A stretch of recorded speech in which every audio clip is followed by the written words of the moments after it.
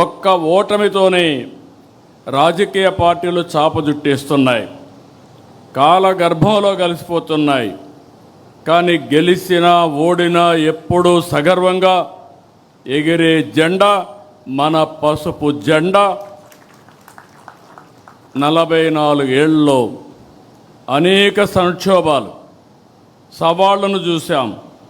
కానీ మన పసుపు జెండా పౌరుషం మాత్రం ఎప్పుడూ తగ్గలేదు, ఎప్పుడు ఎవ్వరూ తగ్గించలేరు.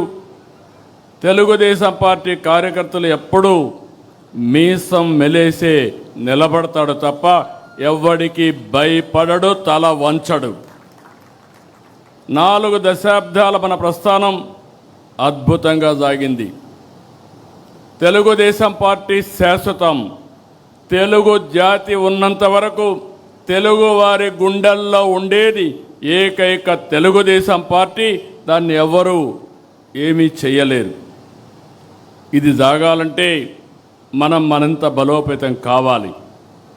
2024 ఎన్నికల్లో టికెట్లు కావచ్చు, ఈరోజు పార్టీ కమిటీలు కావచ్చు, కొత్త తనానికి యువతరానికి మహిళలకు ఎక్కువగా అవకాశాలు ఇచ్చాం. ఎప్పుడు కూడా ఈరోజు చూస్తే నాకెంతో ఆనందంగా ఉంది.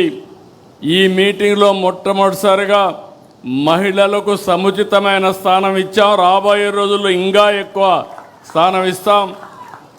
అందుకే కేంద్రంలో ప్రవేశపెట్టిన బిల్లును మీరు చూస్తే మహిళా రిజర్వేషన్స్ పూర్తిగా మద్దతు ఇచ్చిన ఏకైక పార్టీ మొదటి నుంచి తెలుగుదేశం పార్టీ.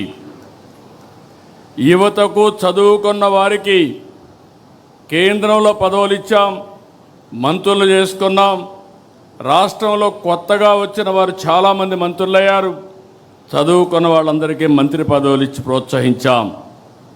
ఈరోజు రామ్మోహన్ నాయుడు గారు, బైరెడ్డి శబరి, రాజేష్ లాంటి వాళ్ళ జాతీయ ప్రధాన కార్యదర్శిగా మనం నియామకం చేసుకున్నాం. ప్రతిపక్షంలో యువ గళంలో ప్రజల్లో చైతన్యానికి, పార్టీ విజయానికి ఆ రోజు లోకేష్ దోహదం చేశారు. పార్టీ నిర్మాణం, ట్రైనింగ్ క్లాసులు సహా ప్రతి అంశంలో లోకేష్ చాలా కృషి చేశారు, నేను చూశాను. టెక్నాలజీ అడాప్షన్ మొదలుకొని కార్యకర్తలకు సంక్షేమం, 5 లక్షల రూపాయలు యాక్సిడెంట్ ఇన్సూరెన్స్ ఇచ్చిన ఏకైక పార్టీ, సమర్థవంతంగా నిర్వహించే పార్టీ తెలుగుదేశం పార్టీ. ఇటీవల గవర్నమెంట్లో చైర్మన్ ఇన్వెస్ట్మెంట్ ప్రమోషన్ కోసం అపాయింట్ చేస్తే ఏదైతే చెప్పామో 20 లక్షల ఉద్యోగాలు హామీని నెరవేర్చేందుకు అనునిత్యం పనిచేస్తున్నారు. చాలా వరకు ముందుకు పోయారు. నిన్నే ఆర్సెలర్ మిత్తల్, ఎస్టర్డే గూగుల్, ఇలాంటి ప్రతిష్టాత్మకమైన కంపెనీలు, వరల్డ్ బెస్ట్ కంపెనీస్ అన్నీ ఆంధ్రప్రదేశ్కి వచ్చాయంటే అది లోకేష్ చూపించిన చొరవ అని చెప్పి కూడా నేను మీకు తెలియజేస్తున్నా. అందుకే ఈరోజు అదనంగా వర్కింగ్ ప్రెసిడెంట్ బాధ్యతలు అప్పచెప్పాం.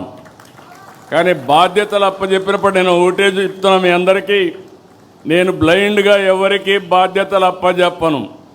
నా కమిట్మెంట్ ఈ రాష్ట్రం.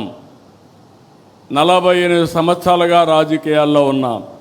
అలాంటి నా కమిట్మెంటు ఈ రాష్ట్రం యొక్క ప్రయోజనాలను శాశ్వతంగా ఎవరు కాపాడతారో వారికి నేను ప్రోత్సహిస్తా, అండగా ఉంటా.